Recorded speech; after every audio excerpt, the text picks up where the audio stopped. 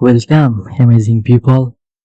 I am back with the video I have been trying to make since several months ago. I had my reasons for the sudden delay, but I guess I'm not going to explain them. I fear you might end up beating me too much. So, this was my entry for one of the largest sketchfab challenges so far. That challenge was really brutal. It had so many amazing submissions. I even had to cancel my initial concept since someone made an entry with similar scene composition. Anyway, let's see what I really did at the challenge. Now let's get started. Hold on. Before we dive deeper, I have to make a little confession here. That is, in this video, you won't find me explaining any concrete or systematic workflow because back then I was far away from making a generalized workflow for this sort of painterly looking artwork. At the time, all I had was a clear goal on my mind, just like that reference on the right side. I guess we can call it a theme era reference because it was the result of merging two paintings and a bit of paint over. So although I knew what I exactly wanted, I didn't know how I should proceed. Hence, you might see me suffering a lot throughout this video and how I eventually overcome the problems. So, it was just a gentle warning about this video. It is not going to be like one of those well-planned tutorials where the viewers are guided carefully. Sorry about that. But still, it might help you to understand my workflow better if you are interested in this sort of things because it was one of the very first projects that encouraged me to embark on the journey I am currently enjoying so much. Nice, looks like I am almost done modeling the head of the Gundam, but nothing too fancy here. I just box modeled it as simply as possible with minimal geometry. Since it is a symmetrical model, I also used a mirror modifier and a solidify modifier too so that I can get some thickness around the corners. Since I am not a modeling expert, I don't have much to say about this phase. Just don't try to rush into details from the very beginning. Start from big shapes. Try to use as low geometry as possible. This way, you will end up with less vertices that you can easily manipulate and shape your 3D models. And as it turns out, complex geometry is something very annoying for us hand painters. Also, try to maintain a good topology if possible. It will provide lots of benefits regarding hand painting or UV mapping. Maybe I should talk about it in great details in another video. I will also model a boot. Just some simple sub-D modeling is more than enough. I also fetched some blueprints from the internet to give myself some visual guidance. By the way, I am a reference-driven person. Hopefully most of us are. It is a good habit actually. So I have applied all the modifiers before you'll be mapping them. Maybe I could keep the mirror modifier around for some more time. Never mind. It is gone as well. I cleaned up the inner faces since I won't see them in my scene. Wow, so ridiculous. I used to work in such an inefficient manner back then. I could have just used the rim only option from Solidify modifier. Yes, this is the exact reason why I started recording my works so that I can roast myself later on. Since my geometry was rather simple on this model, I'm already done. You'll be mapping the board. Now let's jump right into painting. Before painting, I set my viewport shading to flat so that no light info can hamper me. When I paint my scene with light, I started painting by sampling colors from the very painting that inspired me to make that artwork. By the way, the hotkey for sampling colors is S. Just hold S and hover your mouse cursor to pick the colors you want. I realized that I needed some more geometry for Gundam's nose, so I just added some extrusion after cutting some faces with a knife tool. And this painting is a true masterpiece. I just can't appreciate it enough. At first, the artist Vanessa Palmer made a watercolor painting. Then he scanned it and finished the painting digitally. So it's like a fusion art, I reckon. That is what they are called, right? Anyway, back to our painting again. So I kept sampling colors and kept throwing them at the head. But maybe you have already noticed I am stuck for quite some time at this stage. Yes, this is what I was talking about. Just picking some colors wasn't getting me anywhere. The beginning of something is often the most challenging part. Even in the middle of a job, you may find yourself against a wall. Most of the time, I fail to overcome that wall. That explains why my whip folder keeps growing like a monster. If it was like one of my usual projects, I would have abandoned it by now without batting an eye. But this project is for an entry for a sketchfab challenge. I had like 2 nights to finish it. In fact, I was just done with my exam and thought I would use the last 2 nights, the competition, to make a quick submissions for the contest. So abandoning this project just because the beginning was not smooth enough was a bit of luxury which I lacked. Here, I am trying to maintain the overall color temperature here. Color sets the mood of a painting, but still, I don't think I'm getting the correct mood in my 3D scene. At the time, I had no idea what went wrong, but now I know what I overlooked, that it was texture. Texture is a very important element of painting. Texture is just how a surface feels when you touch it. Texture, like how rough a surface is, how does it behaves when hit with light. These sort of things are depicted in painters' work. They don't have computer to do the job for them. For example, look at the Buddha's statue in Beneath Lilies painting. I haven't even touched it, but I know for sure that it has a stony surface which has gathered moss over the years. So the best advice I got for you about hand painting is don't overlook how surface texture works. Different materials has different surface textures. Try to evoke the feeling of texture through your texturing or hand painting, painting some colors around the head. Not is still as awful as before, it is just looking like a military camouflage. Maybe let's try smearing things up in Clip Studio Paint. You can do it with Blender's smear tool as well.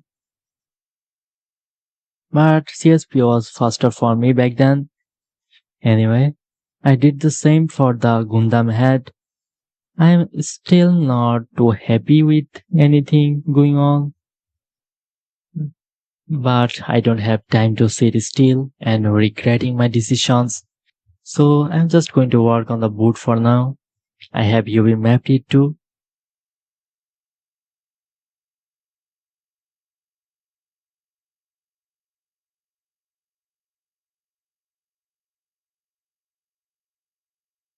I duplicated some of the mapped parts to cut me some slacks.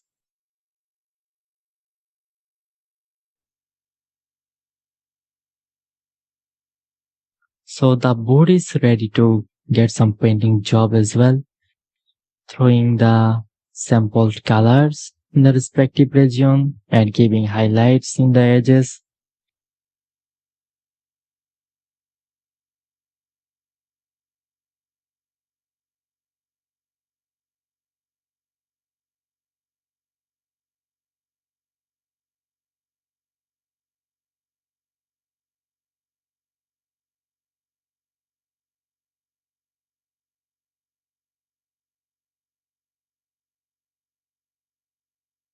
At this point, I tried to fake the depth of water by adding some opacity to the color map of the background. I will use it to represent the water level, but as we decrease the opacity of the plane, we will lose some colors. That's why I duplicated it and make another materials for it without any opacity and placed it behind the robot head. So now we got back the colors. I feel like I'm finally getting somewhere. This fake water kind of worked for me somehow. Now I will sculpt some details through painting on our boot. I'm not exactly sure what this boat is like from the side views.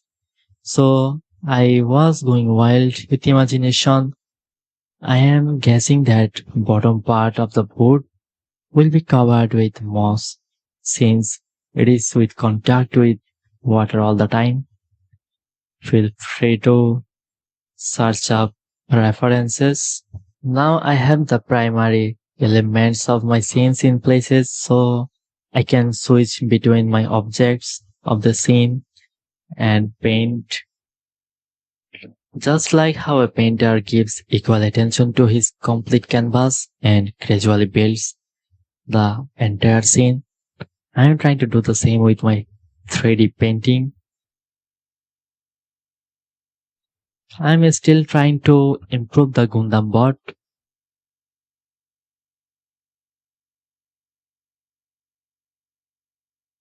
I used darker values on the side to get some sense of depth on the Gundam bot.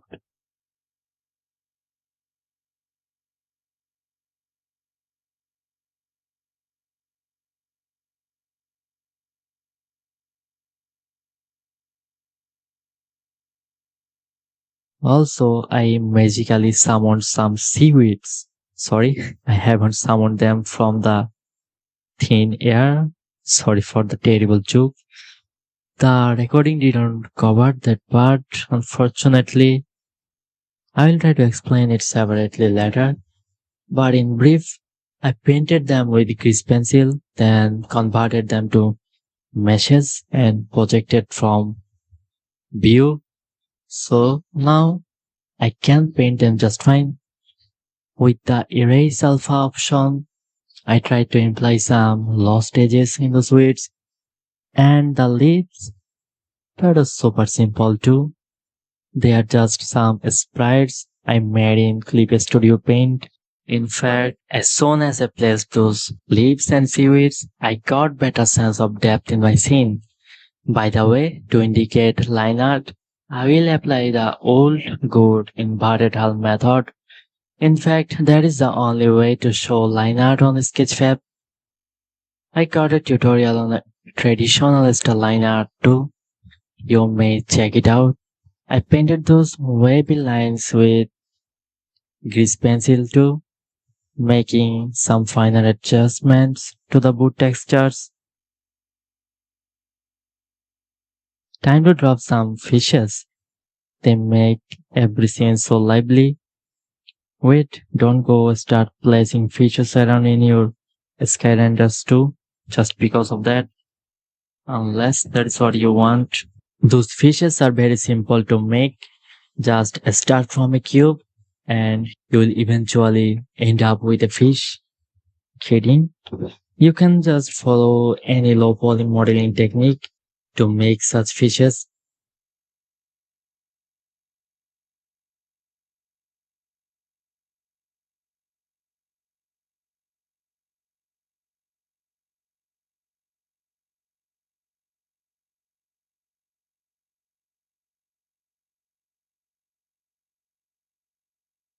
I have made some variations of fishes according to the painting.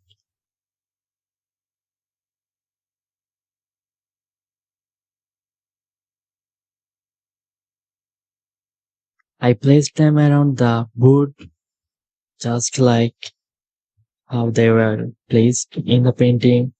It is really interesting to see how those fishes are serving compositional purpose for the painting.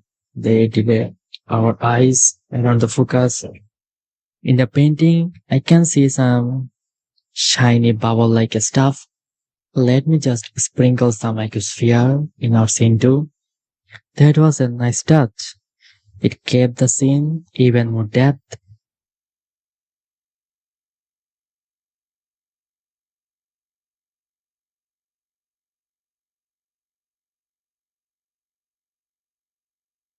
It is time to add the other iconic prop into our scene. It is none other than our lovely Big Ben. It served some important purposes in my scene. First one is to help me telling the story of a submerged era more easily. How do you depict an era that's totally underwater? We can just draw some of our landmarks. So I went for Big Ben, that poor fella. The iconic clock stopped breathing just to symbolize the frozen time amidst in glass water. That was enough of poetry. As for what is going on here, I just use cavity mask to get darker edges quickly. By the way, in the original painting, we can see the palm of Buddha on the right side. That hand is maintaining a nice composition balance in the painting. That is why I had to put big pen on that side so that the left side doesn't become overweighted. As for the color, I hardly made it any different from the surroundings. I don't want to bring too much focus to that part. Our primary focus is still that lonely dude in the middle. Speaking of the devil, let's model a low poly dude now. I summoned a low poly character sheet from internet. It is time to do another session of box modeling. Since I was lucky to gather some good reference, modeling is super easy now.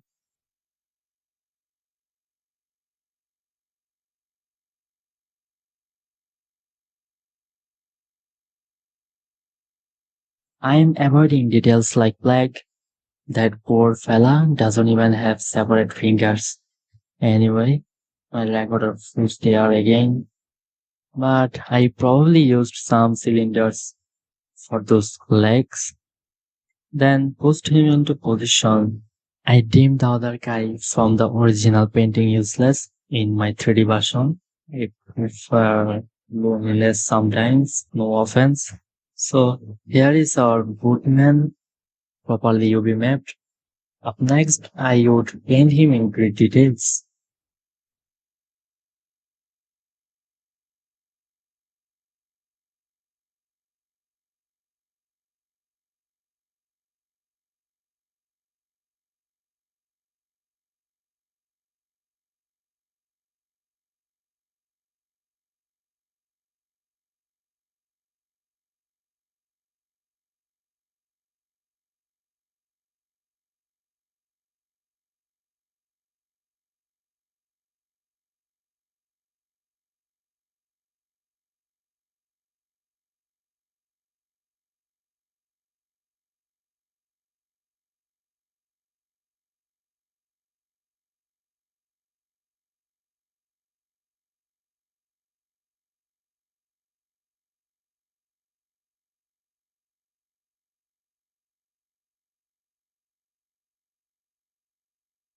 Okay, that is done too. I also painted some line art on the Gundam head. It looked pretty nice. I feel like I'm almost done with the scene. Let's refine it as much as possible before the timer runs out for submission.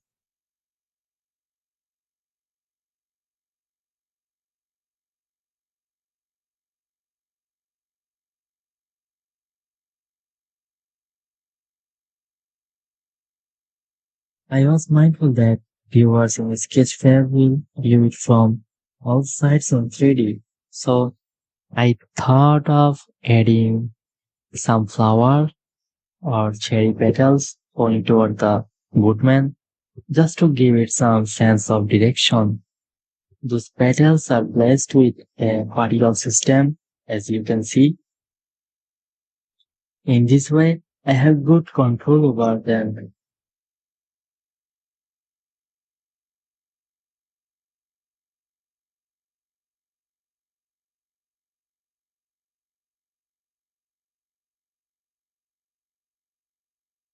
The booth looks too empty right now, so I am adding those props too.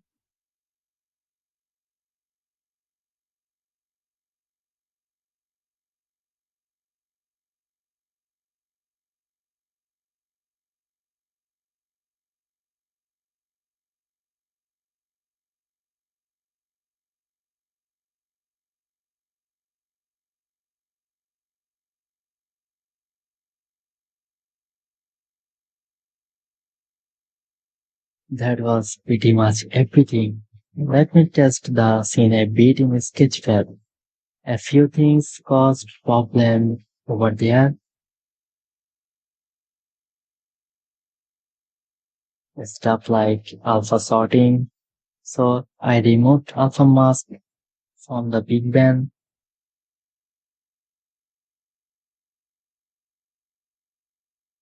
and this is the finishing touch.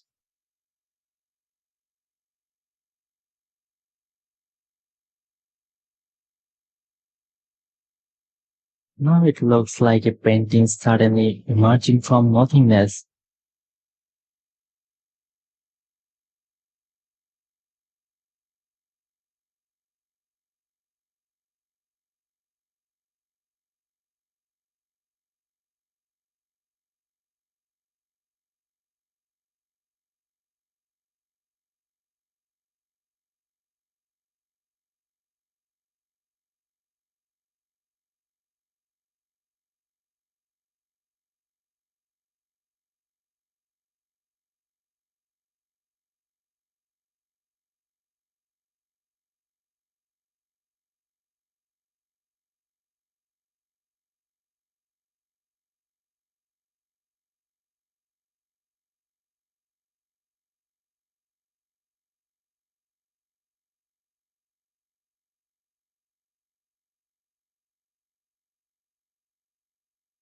That was pretty much everything.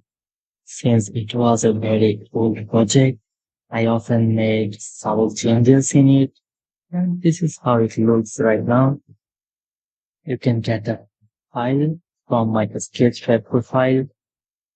Thank you so much for watching this video. I doubt it was interesting to see a long video like this, but hopefully those who are keen about painterly 3D art got some insights from this.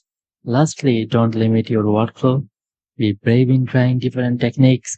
If something doesn't work out for you, you can just try the other things. But don't give up. I give up all the time. I also wanted to give up on this project. I am super glad that I didn't, and it led me to meet all of you amazing people. See you soon.